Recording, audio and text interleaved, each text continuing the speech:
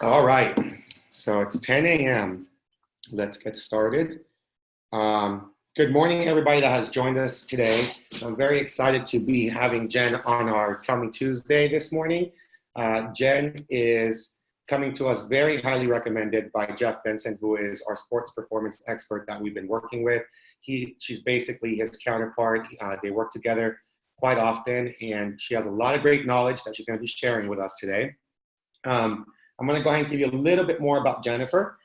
She is a mental mindset and athletic performance coach. She's an expert when it comes to helping over 3,500 clients, athletes, coaches, and teams achieve their true potential. She is a published author and international speaker. Jen understands that there's more to physical conditioning than simply being strong.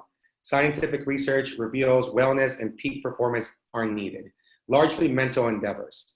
By learning how to transform your mindset through her teachings, we will be able to unlock all of our athletes' true potential. So we're very excited to have her on. I'll go ahead and turn it over to her, and welcome to the stage. Yay, thank you. Hi, everyone. So glad to be here. And as Carlos said, it took a little mental resilience to get here, but we're super excited. Hopefully you can kind of see both of us. So we're kind of trying out a new platform. I've done Facebook Lives before, but we're doing it through Zoom. So hopefully all goes well. Again, my name's Jen Graffis. Thanks again for joining us. As Carlos said, I'm a mental mindset coach, and I am here today to chat with you guys about raising the bar, and I'm going to give you 5 tips to help your athlete mentally align with the increased expectations and demands within the Stingray culture.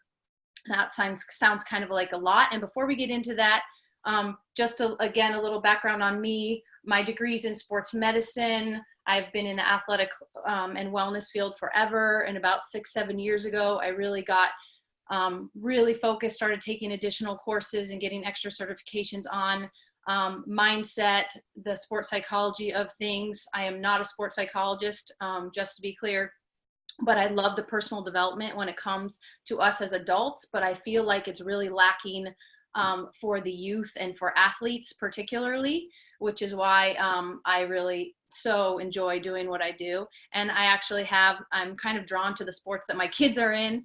And my son was a football player and then turned all-star cheerleader. And my daughter was also an all-star cheerleader, and they both ended their careers at California All-Stars. Josh was on co-ed and Ashley was on Vixens. And both came with some challenges as well and had needed some mental resilience. So I can kind of talk about that here in a little bit. And we are just slightly delayed. And so we're doing this off of a computer and we're reading our phones for comments. So Carlos, you might want to help me out in case I miss any comments or anything. No, we're good so far. We have Kara joining us, and April, you've worked with Kara a little bit. Yeah. You know her as well. So, all right, let's go ahead and get started. So as everybody knows, this year we kind of took over the season with a completely different approach. We raised the bar from the tryout process to the standard of excellence that it takes to be a good teammate, a good team. And this is not just for the athletes, this is for the coaches as well.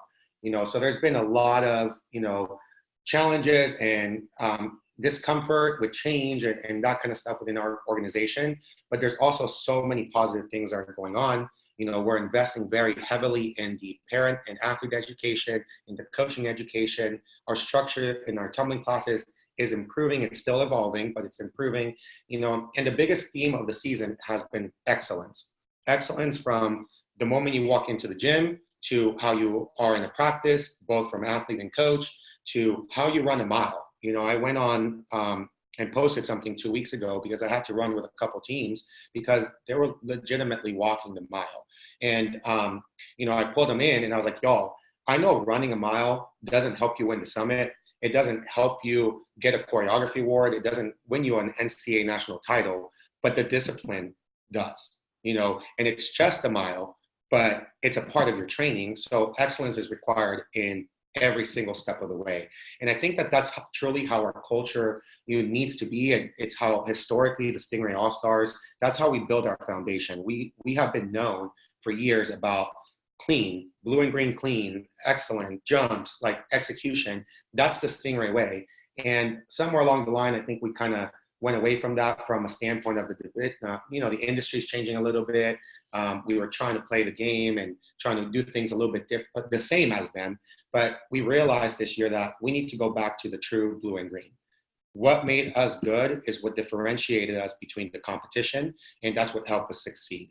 So we're putting our foot down in a lot of things, requirements in tumbling, very specific skill sets that we're looking for in teams, technique standards, not landing with their feet apart. That is a requirement to make a team, and the no excuses kind of thing. We're trying to really push that. And one quote that I say consistently when I talk to teams has been, good is not good when better is expected, and I think, and I could be wrong, but last night really showed this to me. You and I come from a different era.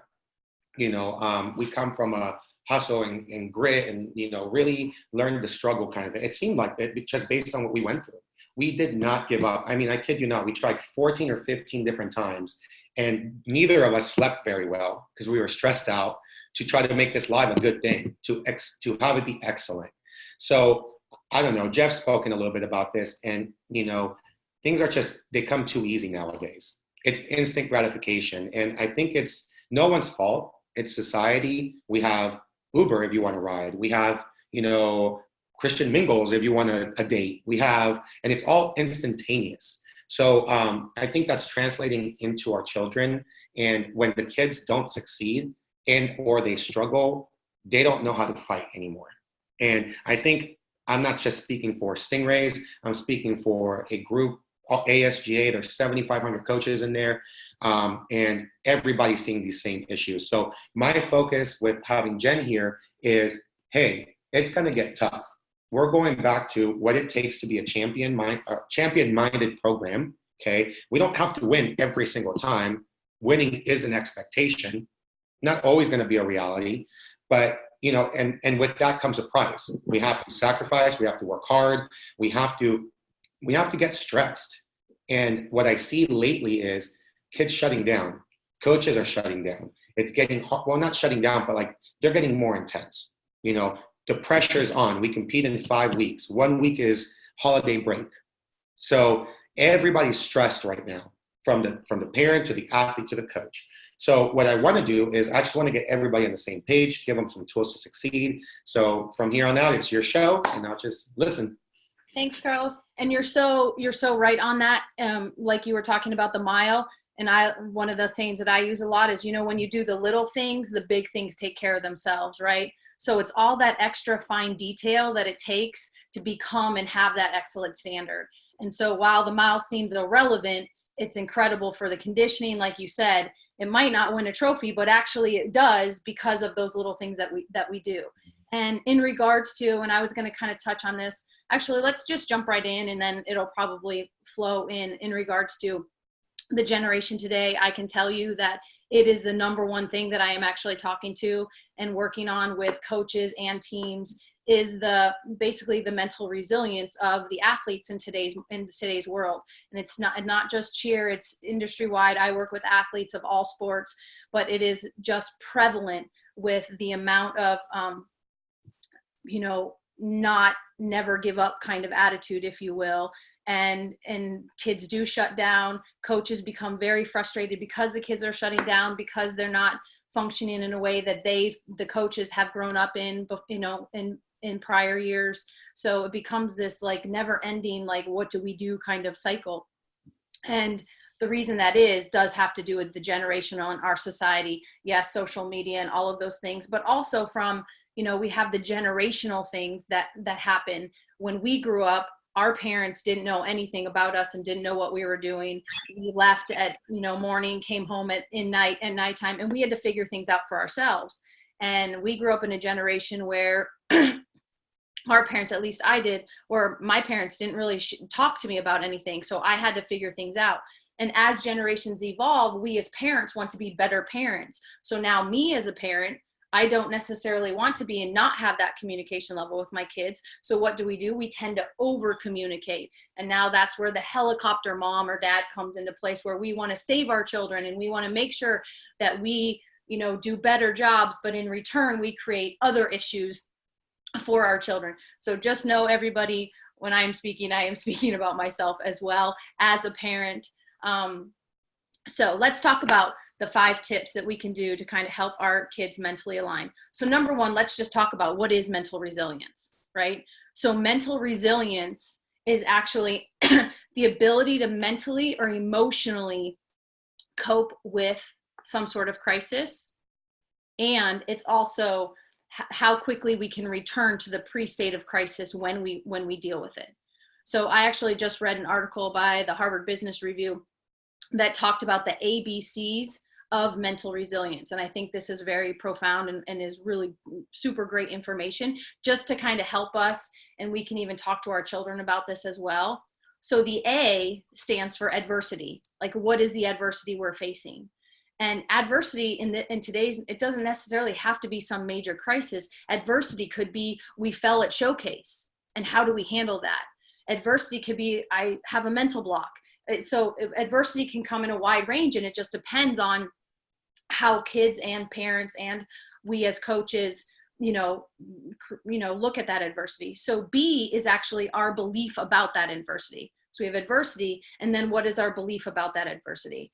My belief about falling at showcase might be, okay, it's early in the season, we got this, it'll be okay. Someone else's might be, oh my gosh, we're so terrible, we're going to be terrible all season long, right? So it's the beliefs that we form around any particular adversity.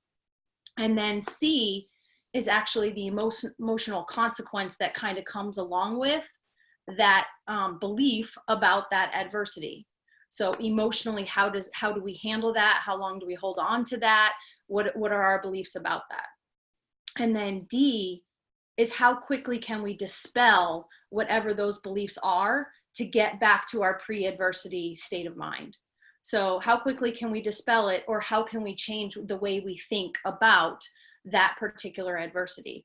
And like Carlos said, unfortunately, it seems like today's kids, like they shut down and they get so down on themselves so quickly that it's hard to bring them back out of understanding that adversity, or out of, that adversity in itself. And a lot of that has to do with self-confidence, self-esteem, self-doubt. And that all is a whole subject for another topic. Social media doesn't help that. All of the instant gratifications and the things that Carlos has mentioned, those all play a huge factor into that. So really quick, can I just double check that the connection's good? Jen, I'm sorry to interrupt. Yeah, no, you're good. So can y'all, I know there's a couple second delay, but can y'all give us some likes or some hearts or whatever, smiley faces, all those fancy things to see if this is working? On your end, are you seeing it at all? I can see it on the phone. It seems like we're okay. I don't see any comments, but I don't know if it's because I have to keep refreshing or, okay. So Lauren says it is great. So it seems like everything's going good. Oh, great. There's a couple hearts and likes. So. Sweet. Okay. So it seems to be it's working. Great. All right. That's awesome. So let's continue. Sorry to interrupt. Carlos, did you have anything to add to that, or what we were talking about? No, so I think he sees mental resiliency. It's funny, I kind of tell this story as well, and I kind of even said it in regards to the cheer. Everyone has a different way of how they interpret things. And so I really like to try to get kids to think about that type of situation where you understand that one person might portray a situation one way, and another person might portray a situation another way, and it could be the same exact action. Mm-hmm. So a kind of cute little story would be, let's pretend, Carlos, you and I are brother and sister, and we're sitting down and mom is pouring us a cup of tea, right? So mom pours us a cup of tea, and my perspective of mom pouring us that cup of tea is, oh my gosh, mom is so sweet. She's so kind. Oh, thank you, mom, for pouring me the cup of tea. Carlos, and you're my twin brother, so we're the same age. Carlos actually thinks in his head, oh my gosh, I am way too old for this. Mom does not need to do this for me. Why is she doing this? This is so annoying. I'm a big boy. I can handle this myself. It's the same exact action, but we both had two totally different responses to that action. Does that make sense? Yeah. So the same thing holds true with any type of situation that may happen. Like I said, if someone has a mistake at showcase, someone views that one way, someone views that the other way. So how do we start to try to really trigger and teach our athletes and our kids to be more mentally resilient and try to think a little bit more positively and bring things back around? So that's mental resilience kind of in a nutshell, the definition of it. The question is now, how do we try to help kids do that? So number one is identifying those things, identifying how quickly you are to bring that back around. And can you switch it into a positive as opposed to always staying in that negative state? So on to about that. So number two, actually, in the 5 tips is how do we stay positive? So positivity is number 2. And positivity for parents and coaches, I don't want that to be misconstrued with always agreeing with everything and just being that cheerleader supporter, which is absolutely what we need to do. So there's kind of 2 phases to that positivity in my mind. Positivity is, as parents, we really want to try to encourage our athletes. We also want to support the gym and what's going on with the coaches as best we can. And by doing so, that means if a child comes home and is complaining about something that's going on at the gym, rather than jumping on with the child and agreeing with the child, you might want to take a step back for a minute and just ask more probing questions, maybe encourage them to work it out with their own coach as opposed to trying to deal with it on your own, and or even as opposed to even agreeing with the child. So sometimes it's good you want to be positive and encouraging. However, we don't want to fight our children's battles, because that is a huge issue that we are seeing in today, is that these kids don't know how to fail. They don't know how to handle things on their own. They're not being forced to step into socially awkward, as they call it, situations because it's uncomfortable and it makes them uncomfortable. I challenge my clients all the time to do something uncomfortable every single day so that you get used to it. My college daughter, I have 2 daughters that are in college right now. And my one daughter, Ashley, she was the athlete. She's used to being in uncomfortable situations. Avery, not so much. And she used to say, I don't like to talk to people. I have social anxiety. I don't do this. So we would go into restaurants and she would literally nudge Ashley and say, order for me. I can't order. I can't look. I can't do that. And this is a real thing. I've asked this in huge groups of athletes, and 90% of the kids will raise their hand and say they have some sort of social anxiety. They get super fearful to talk to strangers, to talk to people in a drive-through. And so as we started going along, I started challenging Avery, and I would say, Avery, you don't get food if you don't order. You need to look at the person in the eye and you need to place that order. And she would literally be like, no, no, no, no, no. And then when she realized no one was going to do it for her, she would then go, hi, can I have? And she was totally fine. But it just took a minute to force her out of that, her little comfort zone, to be a little uncomfortable. And the more she did it, the more she got used to it. And it became better. Now she's at college, and I just had a conversation with her the other day, and she was like, you know what, now I'm in a sorority and like people want to go out and have fun, and I'll just go out with strangers. And I just said, wow, Avery, isn't that amazing? Now you're doing that with strangers, and before you were so nervous. And she's like, well, I'm in college. I had to figure it out. And so I think we need to kind of take on that mentality and sometimes encourage our kids to figure stuff out on their own and to make them a little bit uncomfortable, if that makes sense. Yeah. Also, in regards to positivity, those of you that recognize that All-Star Cheer is super competitive, also recognize that many of these athletes, 90% of the athletes that I work with that have mental blocks, and even just the teams in general, many of these kids are much harder on themselves than any coaches or parent would ever be. You're looking at someone that is a type A, firstborn, perfectionist, have high expectations of myself, never want to quit kind of person. But it also means that I kind of have a tendency to force my high expectations on my children as well. And I have been known to do that in the past. But at the same time, we have to just kind of recognize that so that we can be supportive and encouraging of them, and allow them to kind of, like I said, go through some of those things. Because if we're harping on them and we're saying, why didn't you do that? oh, I noticed today you didn't have a good practice.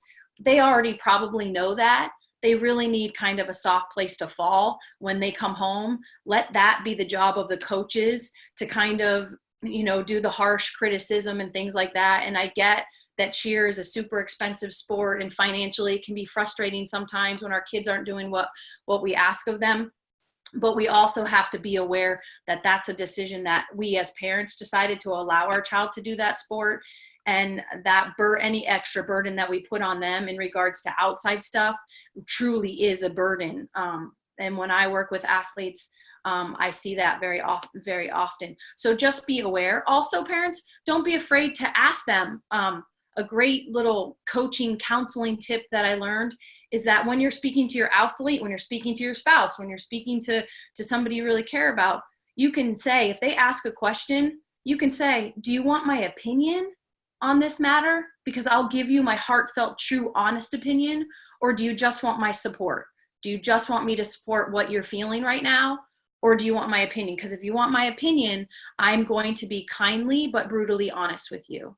So if you just want my support, Mom, today I had a bad practice. Okay, I'm going to support. I'm sorry, sweetie. I'm sorry it didn't go really well. Mom, what do you think about this situation?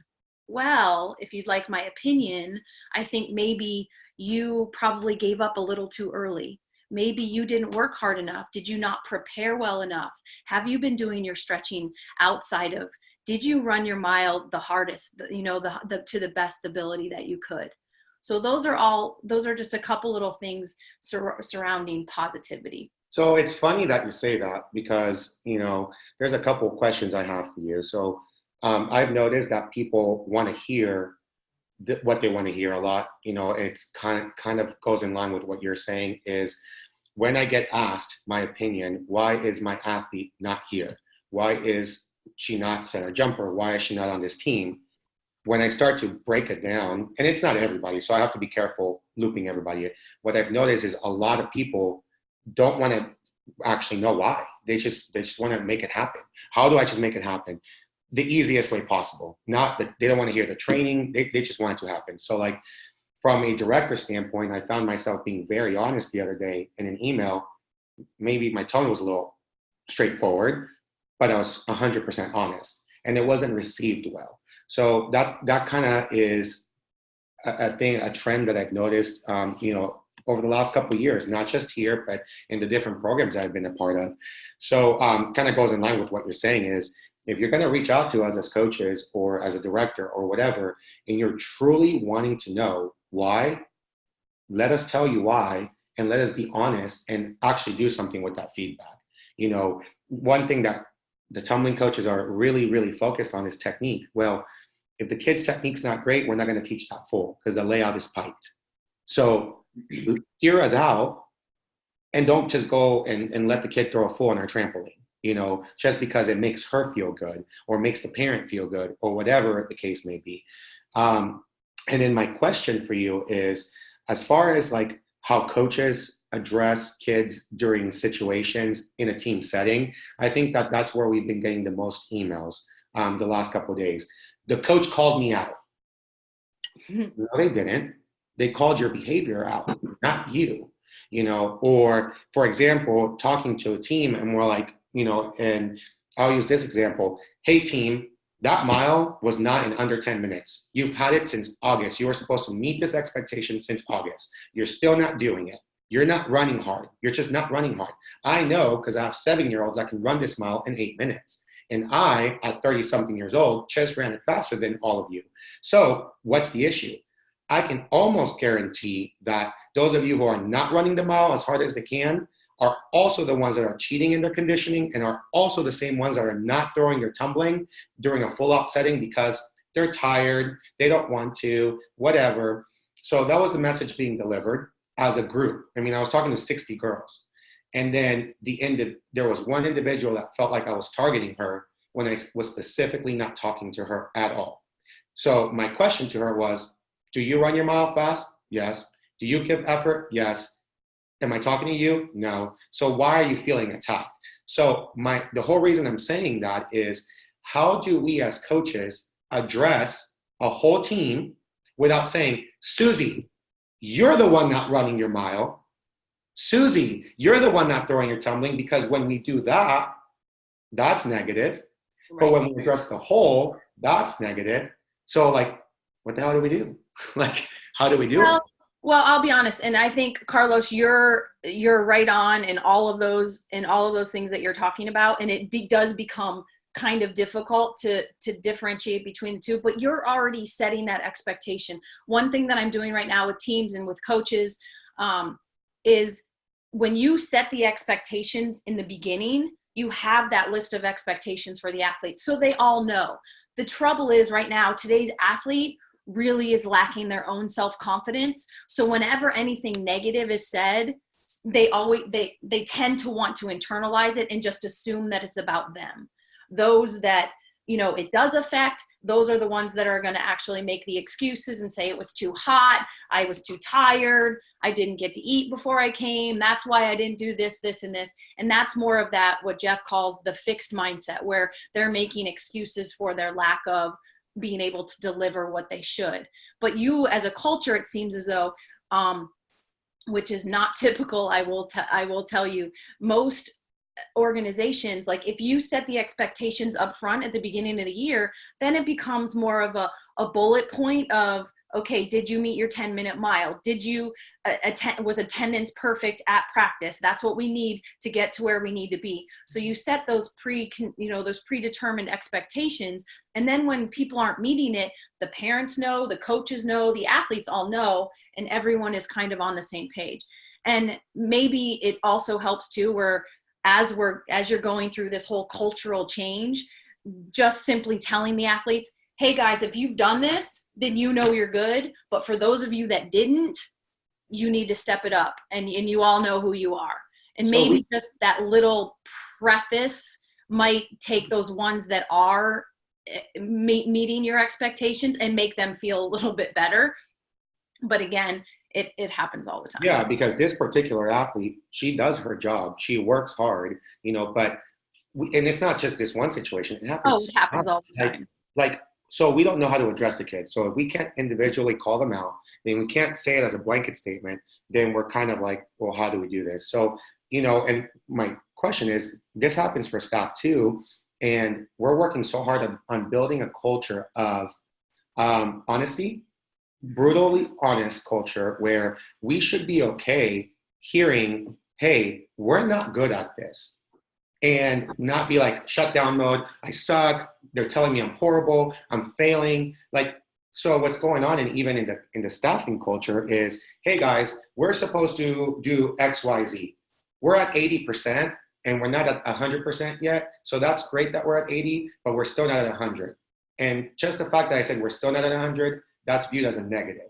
So I think, in all of these efforts that we're having, is I want to have a culture that is open, that embraces failure, that is accountable. So where the negative statements, the reality or the honesty isn't viewed as a negative. Because I don't believe, and I could be wrong, you're the expert, you and Jeff can tell me if I'm wrong, it cannot be positive all the time. That is not real life, Right. And so if I tell your team, or if I tell our team, hey, it was good, but we know 3 girls didn't throw her tumbling, or, hey guys, it was good, but it looked horrible.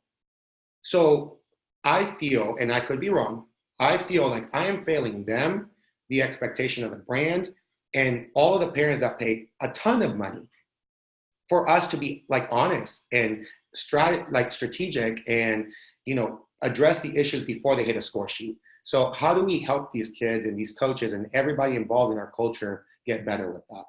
Well, and I think that you are doing just that. Like I said, starting to set those expectations and talking and setting the coaches, but just starting, you have to slowly evolve into it, and you yourself have to be patient as well.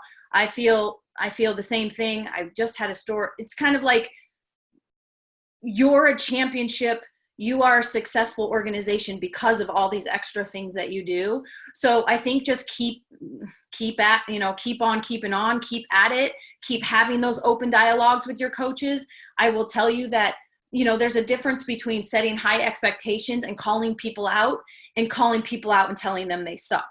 So those are, you know what I mean? When you say, hey, we didn't meet our goal today, we're only at 80%, we're not at 100. That's just on it. Like you said, that's honest feedback.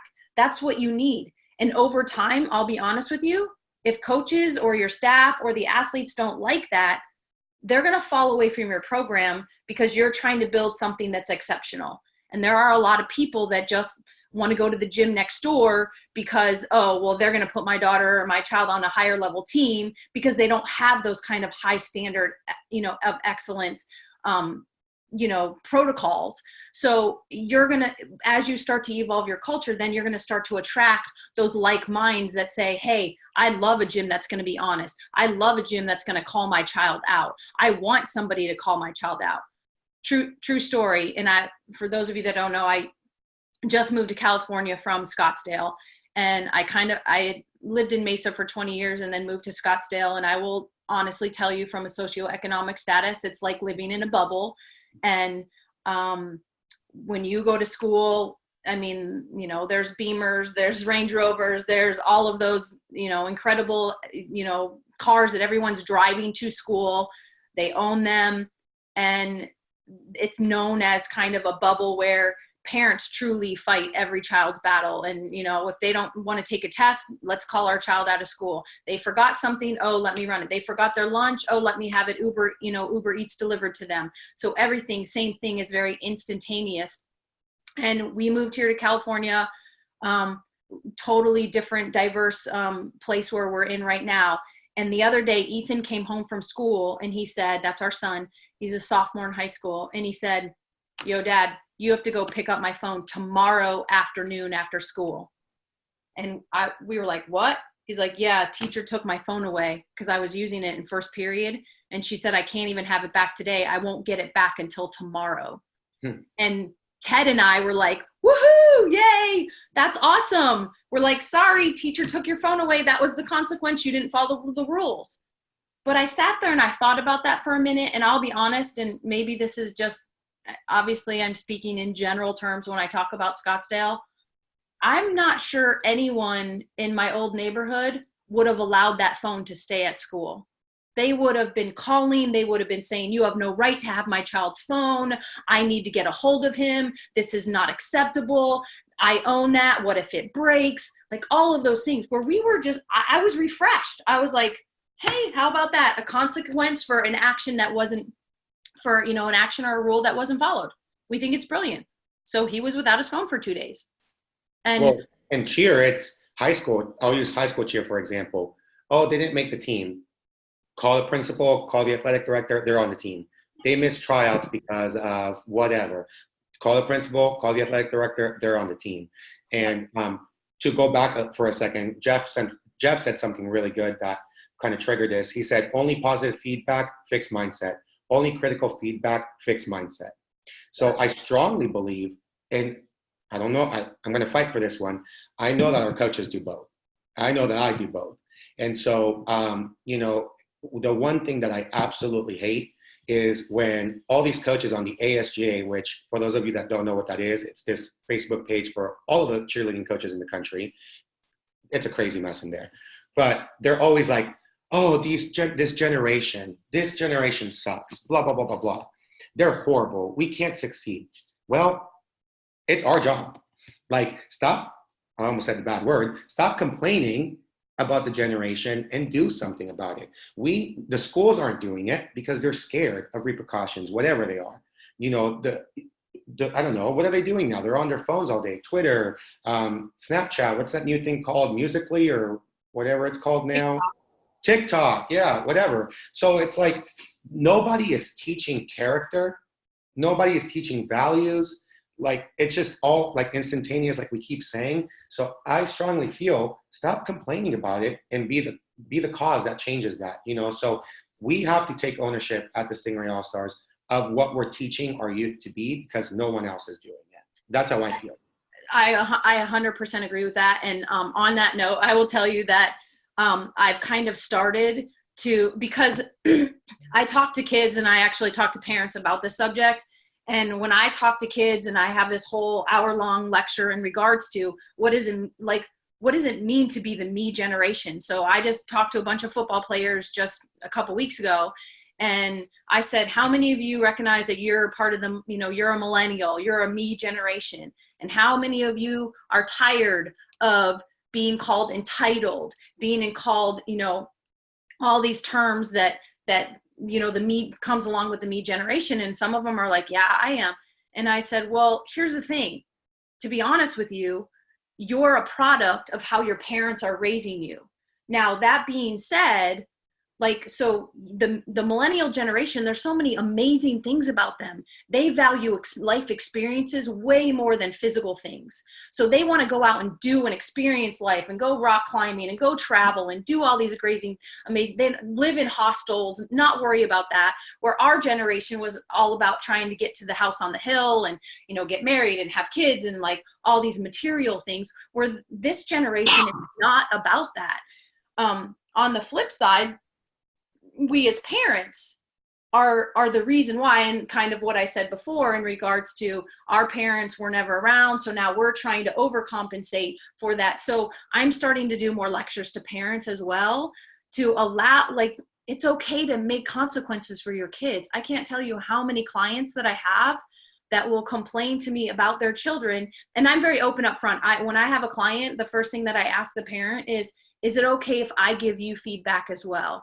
I love working with your athlete, but if it's okay, I may be giving you an assignment as well, because we need this to work in this perfect trifecta. Parent, coach, myself, tumbling coach, director, we all need to be kind of working within the same parameters so that we're all on the same page. So if you're telling me Susie is complaining all the time, Susie's not getting her homework done, she's making excuses, whatever those are, let's talk about what some of those consequences might be. And how can you instill those? How can you actually enforce those consequences? And I'll be honest, how many parents, I've had 3 or 4 parents that I'll say, okay, what's their big vice? And they're like, oh, their phone. And I'm like, perfect. So take it away. If they're not doing the action that you need them to do, then just take away their phone. And I've had multiple people say, no, can't do that. Oh my gosh, they need it for their alarm clock in the morning. They need it for at school. They need it for this. They need it for that. And that's part of the issue, where we need to allow our kids to fail. If our child knows this is our family rule. In my household, we actually had a contract with our kids. We made them sign it. So we actually have expectations of our children, and we make them sign it so that they know what those expectations are. And when they fail to meet those expectations, these are the consequences. You lose your phone, or you have to start paying for your own phone. There are certain things that we have parameters around where we can now enforce and say, it doesn't have to be emotional. We don't have to feel sorry for the child, because they knew what the expectations were up front. And I'm really sorry, sweetie, you didn't pay attention. You weren't studying enough. You stayed out past curfew, whatever it is, the consequence. I'm not upset about it. That's on you. Unfortunately, that's you not following our family agreement. So hand over your phone. Mm-hmm. Does that make sense? And so it's kind of interesting, but it takes a while. I mean, it takes a while, and it's not easy. Trust me. I am that parent as well. When I speak about this, I'm including myself in all of this as well. And it's been hard, but I can tell you that the one time that I fought my 16-year-old for the phone and I took it away from him, it was a big old puff up chest, ugly argument. But I won that argument because I said, I'll shut your phone off and you can pay for it to get it turned back on. And that was the last time he ever did what he did, because I finally had the strength to stand up and say, I'm not tolerating this anymore. Yeah, and I think I interrupted you. I think we stopped at number 3. So yeah. What would number 3 be? One of the third tip to help these kids and their resilience from a mental standpoint. So this is mental, but it's also, this kind of plays into everything. So I think encouraging the whole proper self-care. So this ties into, while it's not mental, it's, are they getting enough sleep? Are they taking care of their bodies? Are they taking Epsom salt baths? Are they icing injuries? Are they stretching when they need to? Because if they're not physically at their best, they're not going to be mentally at their best as well.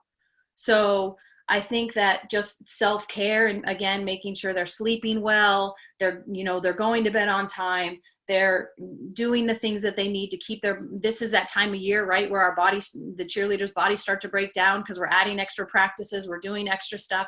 So these are elite athletes, and they need to make sure that they remember that, and they're treating their bodies as such. Like I said, the stretching, Epsom salt baths, icing, doing what they need to do. If they have injuries, they're taking care of them. They're not just waiting and sitting on the sidelines and saying, oh, I can come back in 4 weeks, and they're not proactively rehabbing themselves while they may be sitting out. So I think self-care is a huge one as well. And then number 4 is the nutrition side of that. So the same thing, making sure they're fueling their bodies properly, making sure they're eating a good breakfast. I have a whole lecture on sugar and caffeine. So understanding the effects of that on the body. I know parents, it's a huge thing to be able to take your kids to Starbucks and Dutch Bros and whatever those other places are where they have the energy drinks and coffee drinks, but the effects that stuff has on the body, as particularly as an athlete, just totally dehydrates them. And when their muscles aren't fully hydrated, they feel tired, they're weak, they can't function the way that it takes away from their brain power. They can't function the way that they need to function. So I would highly recommend making it a treat thing as opposed to a daily thing, to make sure that we're totally taking care of our bodies. Because that, again, if we're not feeling good mentally, we're already going to kind of be defeated. So making sure that we're taking good care of our bodies. And then number 5 is actually just allowing them, understanding that we do have elite athletes. Also, they're scheduled to the max. They're going to school. They're going to extra practices. They're, taking time on their weekends to have these practices.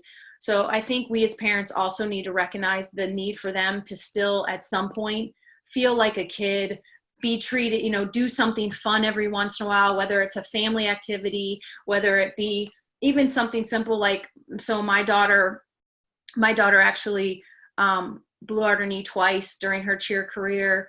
One was an LCL reconstruction, and then she actually blew out her ACL a year and a half later. So huge blows, but taking care of the body, again, making sure she's rehabbing. But when she was practicing and doing things, I would try to recommend, hey, why don't you just take a moment and go in, take a bath, watch some Netflix, and, just be able to chill a little bit. Maybe go out with your friends from school, other friends that aren't part of your cheerleading group, just to give them an option, an availability to just refresh and relax. I know that sounds like a simple thing, but it's super important for us as parents and for the coaches as well, to be able to stay in that high success rate mode. We need to take time for ourselves, and we need to do things that bring us back down and kind of can, in a quick pinch, once a week, twice a week, maybe do something super fun like an overnighter or something once a month to totally refresh us, to keep us to operating at our best as well. For me, it's going to nature, it's being at the beach, going on a hike, something like that. Every kid, every coach has a different, I call it, that's the name of my business, is Q Life, and it stands for quality lifestyle. So just whatever their Q is, maybe tune into it and encourage them to just relax a little and just go have a little bit of fun so that they can be their best for themselves as an athlete. I think we all struggle with that, even coaches, Absolutely. I'll tell you that we had to come up with a rule, which we fail at sometimes still because we're getting used to it, where we can't talk about cheerleading on Fridays or Saturdays. So as a coaches, like, we can't post on our group meet after 10 p.m. or before 9 a.m. I love it. We're getting there. I'm probably the biggest offender of that rule, just because I can't shut my brain off. As you can tell, I move around a lot. I'm ADHD. That's my personality. But I think that for kids, that has to be the reality too. Like, we practice maybe 2 to 3 days a week. They have their tumbling classes. Take the Friday Yep. and go to a football game. Go to the movies, like you said. Do something not related to freaking cheerleading. I think that's so important. Like, make a different friend. You said all those things. And I think there has to be a balance. Our kids in Georgia, I don't remember what it's like in California, but we have school cheer here. We have Yep. rec crew here, and they legitimately do all of it. Like they're just busy all the freaking time. It's the coolest and craziest thing I've ever seen, because I'm like, when are kids being kids? When do they get to go do the birthday parties? Oh, they can't have practice. Oh, they can't have a game. And it's basketball, then baseball, then cheerleading, and it's nonstop, which is great. I think keeps kids out of trouble. I think it's awesome. It teaches them a lot of character and a lot of lessons. But where is the balance? That's my question. Q life, quality life, like they need some of that kid time too. Like it hurts me to see a kid that's like, I've never been to a bounce house. I've never jumped on one. I'm like, what do you mean? Like, that's the craziest thing. Exactly. So, I definitely, It like, grounds us as well, right? So it just brings us back to center and makes us remember why we love this, why we love the sport, why we love what we do. So I think it is super important. Sorry, I didn't mean to cut you off, Carl. no, you're good. So, We have a and comment here. yeah, go ahead. So April says, my child is a very young athlete on the team with others whom not all have that go get it attitude. Many times this results in the full team being punished. Any advice on speaking to the few that are giving 150% at practice to keep them motivated and positive? So you want me to address it first and then you can give Yeah. your business? So I would say we kind of touched on this a little while ago in the video. There's a couple different things that coaches can do. It is hard because it is a team sport.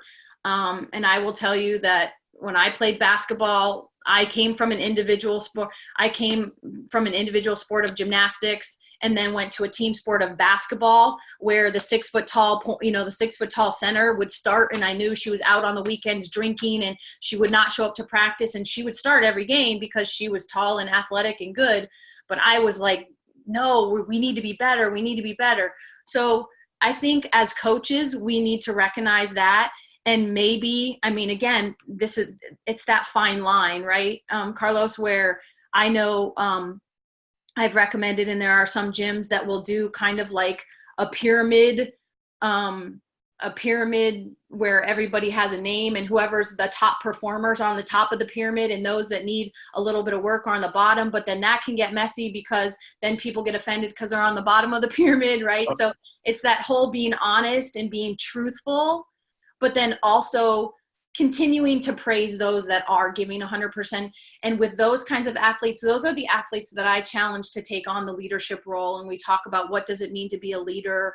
And then, and I know you said she's very young, so she might not be ready for that just yet. But then we start talking about how you can, how do you encourage those that are not, maybe by your support and encouragement, you can drag them up with you to try to get a little bit of a better attitude.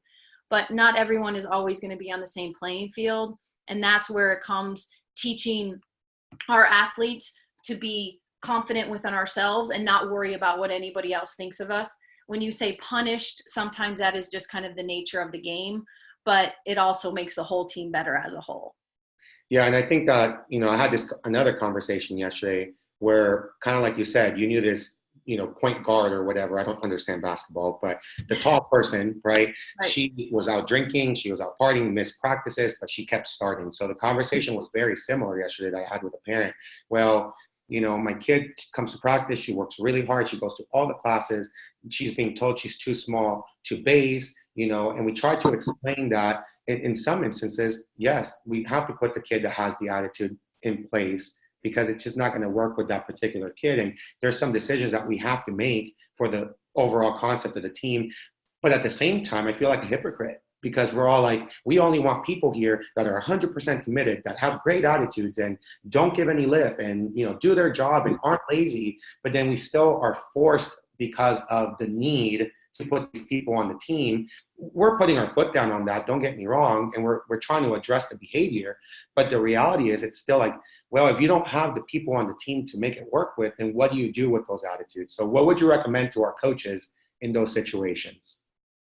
I think that's where the coaches might want to have, that's what we are as coaches, right? We're kind of mentors. So if the coaches can take the time out to really want to pull those athletes up and have that very personal but very direct and honest conversation to say, hey, you're here because we need you here, but I really need you to step up more as with your attitude, with your character, with those types of things. And a lot of times, I mean, kids want to please their coaches. They want to make them happy. And a lot of times I know it's super hard for coaches too, because they coach 3 or 4 teams and they're dealing with 60 athletes. So they don't have necessarily a ton of time for that one-on-one. But I know there is a coach in California, and she is the toughest, hardest, meanest coach. But then at the end of every practice, they have like a little 10-minute powwow sit down where she can address things personally with each person.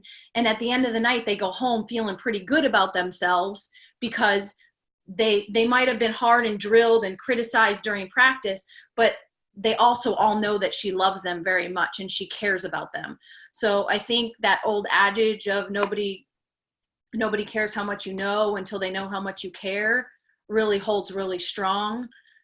When coaches can maybe see somebody struggling with an attitude or a character issue or something, and really try to encourage them rather than, again, that negative criticism. And that's really what I see a lot of that's where, and then sometimes we as coaches give up on those kids too, right?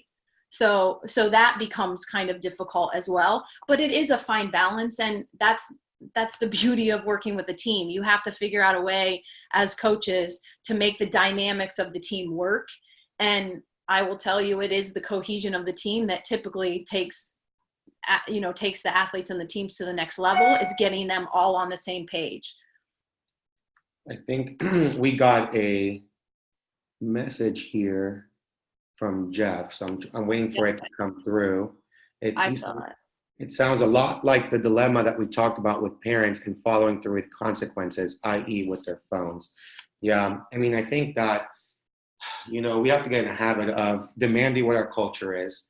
Like you said, at the beginning of the season, we set the expectations and really stick to them, from the bottom up, and from the top down. Right. And we're working really hard. I mean, the Summit program, which is the program I'm in charge of at the Marietta location, and the Worlds program, we work hand in hand. Like, we work really close. Roger, Casey, myself, we meet every week. We talk about every issue. We talk about all the parent complaints, and the common thread over the last couple of weeks is the stress. We're literally about to compete. There are some teams that are behind, like some other, and what I'm trying to teach these teams is, that happens. And it's probably not going to be the absolute last time that it happens. You'll probably be on a team that's even more behind in 3 years. Every year brings its own challenge. So, we know that there's a lot going on with school. We know that your team may or may not be hitting their stunts. We know you may be behind, but the reality is we're training elite level athletes. So when parents sign up for that, I think it's very important to just keep having the conversations like we're doing now in education is, what does that mean? What does that commitment look like? What does that mindset look like? And what the heck did I actually sign up for? Because one thing that I think we're doing really well is being upfront about it so that there are no surprises. This is what you need to make a level 2. This is how it needs to look like when you try out to make a level 2, and what's going to happen is one of two things, like you said earlier. We are going to more than likely attract the people that are like-minded and lose the ones that are not. And so that applies to a team setting as well. If the team's goal is to win the Summit, and that's goal since day one, if people aren't falling in line from the beginning, it's just a matter of time before they fall out. And everything I read says that's okay. That's part of growth, and that's part of recognizing what is important to you. To us, winning is a value. I don't know that it's the first value. I've also seen in different parent chats where, hey, as long as my kid is having fun, the winning's great, but it's not the end all be all. Then I've seen other chats where it's like, if we don't win, I quit. Right. And if you don't level my kid up, I'll quit. So truly identifying what's important to you as a parent so that it can translate to your athlete, so that if you're at the right place, right team, right mindset. To me, I value, and I think to Casey and Roger, we value the character first, the kid first, doing everything for them that we can as possible. Winning comes next, So we got to build good humans. That's number one. We got to build kids that understand and respect process, because if we don't, they're going to get fired from a job, plain and simple. Yep. Accountable individuals. And, I think we're doing a really great job at balancing everything out. But we need people to understand it is still a highly competitive sport. And our job is to deliver excellence, whatever that means, first or second or third. Excellence to us is not 8th, ninth, 10th, 11th. We know that for sure. So we want first, second, or third. Yep. Some it's a different story. That's, the Mecca, whatever.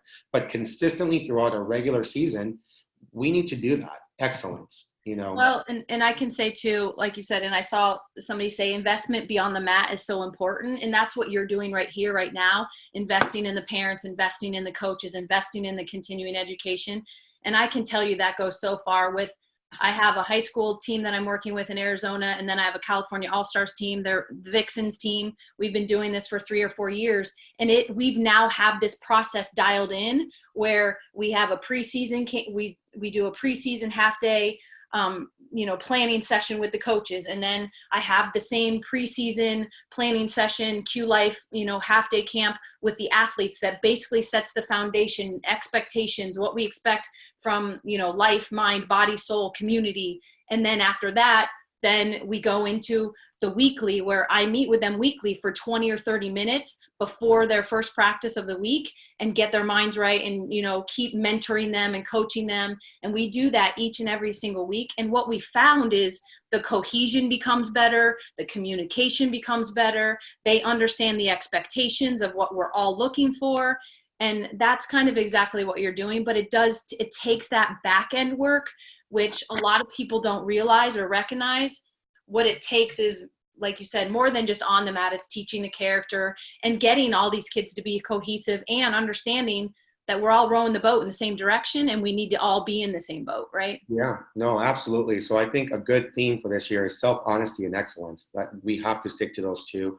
And I like what you said, that you work with the teams and the coaches, and just so that everybody know, this is kind of the direction that we're going in. We're partnering with people like Jen, like Jeff, different, performance experts to help us. And I said this at the beginning of the year, we're going to fail a lot. We're going to try things, throw crap at the wall. It may not stick. And, we hope that it does. But there's so much that we're trying out right now. So many different things that we're piloting.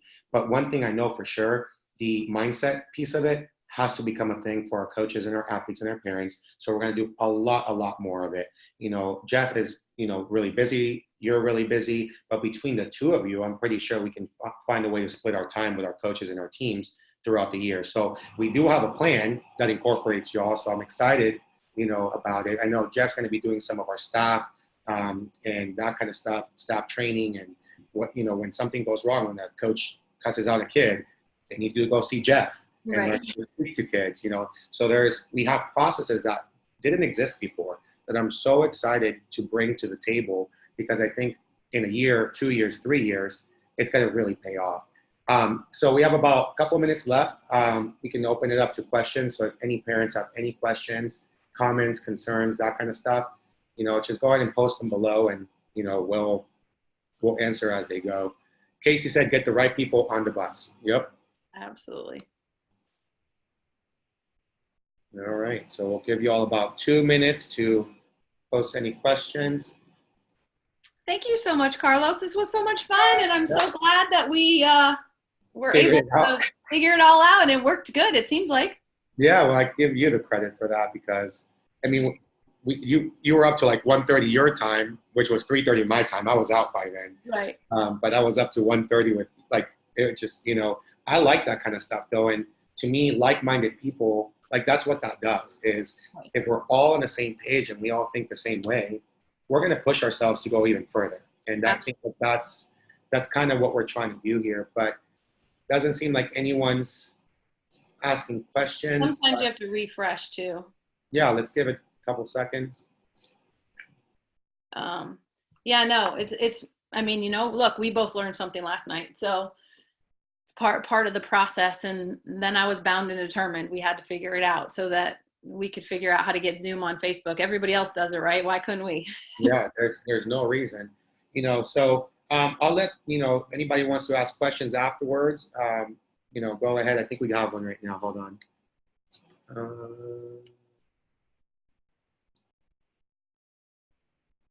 Okay, great. Lauren said, I think that this information is so important in setting our kids up for success in life. I really appreciate your insight. Thank you, Jennifer. Proud of the things we're doing at the gym, Carlos. That's awesome. Awesome, awesome. Yeah, so that's all good stuff. So guys, definitely ask your questions, offline, tag Jen, tag me, whatever. We're here to help. Just remember, as these next couple weeks continue to go on, it's going to get worse before it gets better. We're going to have to push harder than we have before. Please understand, coaches are human. That's a big thing to me. We may say things, not think through, whatever. We all make mistakes, just like people forget that practice is at Marietta versus North, just like, people forget what time practice is, wear the wrong stuff. Our feelings are so tied into what we do on a daily basis. I can speak for my staff in saying this. The amount of love that we have for every single one of our kids is immense. Like, we're on our group chat talking. They have practice plans that they have to write, end of day reports that they have to send to me. There's so much that goes on behind the scenes that people don't see. Really give them some slack. Ask them questions. If you feel something didn't go well, don't attack. But understand we're human, and these next couple of weeks are going to be a little stressful. So. Also, Carlos, I was just going to say too, one thing that I was going to mention is parents, like, as you say, we're getting into stressful, as the coaches say that, parents, you can also prepare your child as well. I always, we talk about visualization all the time, but even parents, as you start to say, hey guys, it's going to get harder. It's going to get harder. You might have to, work a little bit harder. Be ready for the coaches to be harder on you. You might get yelled at today. Be ready for that. The more that you hear that, the more mentally they hear that, they start to prepare themselves, and it starts to actually condition them so that when they get yelled at, they're like, oh, my mom already told me that I might get yelled at today. And I know that sounds weird, but it's kind of part of the training process. When I visualize doing anything, I visualize not just a skill, like how I want something to go. So if I visualized going into this meeting today, and I visualized, okay, we had some bumps in the road. What am I going to do for plan A, plan B, plan C, so that I'm ready for that. And when plan A doesn't work, I'm not totally defeated because I have a plan B and I have a plan C. So make sure, it would help too for parents to prepare their athletes to say, hey, remember, it's going to get a little tough. I know you're getting a little stressed, so take a few deep breaths. It will be okay. But it's crunch time now. And so we got to be ready for it. So Yep. Just a little extra words of encouragement and preparation from the parents would help too. Well, that was perfect, Jen. Thank you so much. I know that it's super early. You were up at 5 this morning trying to make this work. So thank you. You're so welcome. It was a blast. We loved it. So we'll talk soon. Okay, thanks. Thanks for having me, everyone. Bye. Bye.